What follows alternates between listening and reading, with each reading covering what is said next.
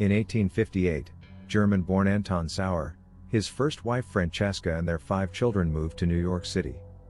They stayed in New York during the Civil War to expand his companies. Francesca passed away in 1868, and Anton Sauer was suffering from TB. Anton relocated his family to Kansas City as his illness worsened, and also for professional reasons. It was there that he met Mary, his second wife, who herself was a widow with 2 daughters. Mary's family gave Anton a tour of the undeveloped hillside property that he had purchased, to serve as the future location of their new house, which could accommodate all 7 of the children. Because this property was close to the old Santa Fe Trail, which served as the primary route for wagon trains, and other undesirables heading to the west in search of greener pastures, a watchtower was also constructed on the top of the mansion. When Sauer's castle was completed and the family moved in, it had all the luxuries that were 25 years ahead of what was typically included in a mansion at the time. In 1879, Anton Sauer passed away from his illness in a bedroom on the 2nd floor, leaving his wife and family in a very comfortable financial situation. The legend that Sauer's castle was haunted began to spread in 1930, and only intensified over time. It was widely believed to be true by the time the Sauer family sold the family mansion to businessman Paul Barry, which attracted not only curious onlookers but also vandals, and would-be robbers that Paul had to chase away on a regular basis. Paul attempted to maintain the mansion while living there alone with his dog. He was kept busy fixing windows broken by rocks, fixing damage from break-ins, and even surviving a violent attack. He remained here till his death in 1986 as well. Bud Wyman, his son Cliff, and Cindy Jones, his daughter-in-law, purchased the home in 1987, and they briefly kept it for a little more than a year. They intended to renovate it and pay for it by giving tours of the property to guests, while they were dressed historically, but when their plans fell through they abandoned the ideal. They did, however, sell it in 1988 to the current owner.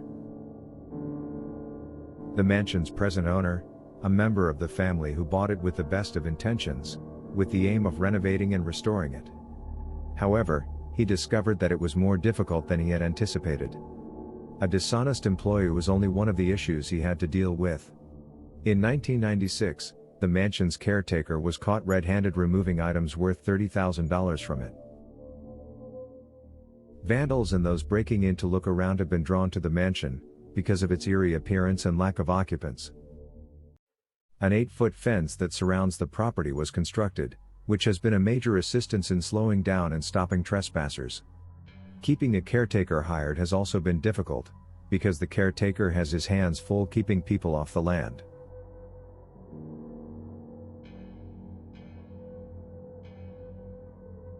Along with Anton, several other family members passed away at the home over the years from both natural and unnatural causes, including his wife Mary in 1919.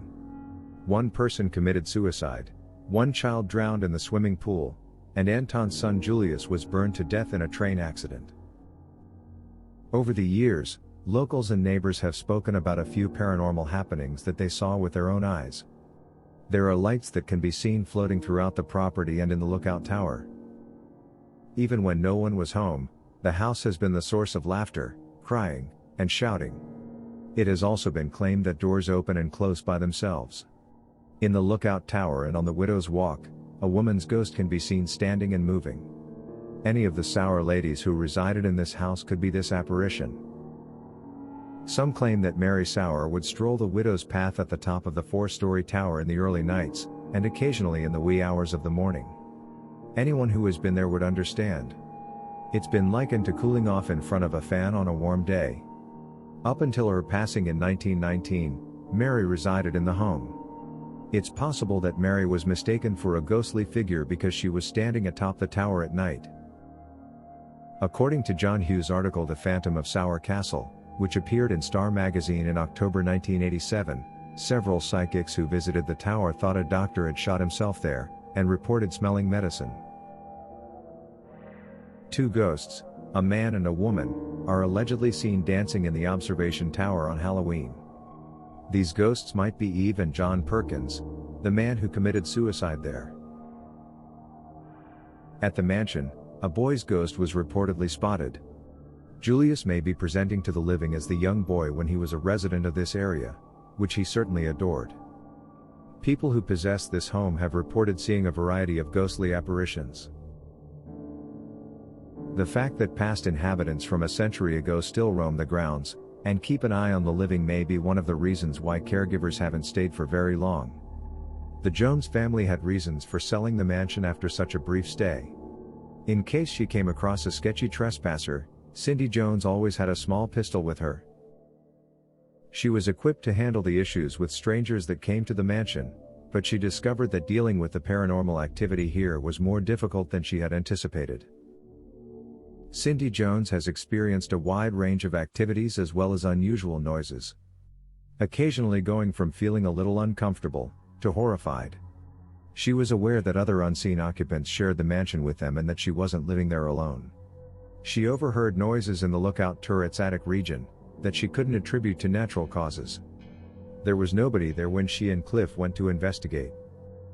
Her father-in-law was hard at work tearing down the outdated ceiling in the library, as Cindy was getting ready for a friend's wedding that was an outdoor event.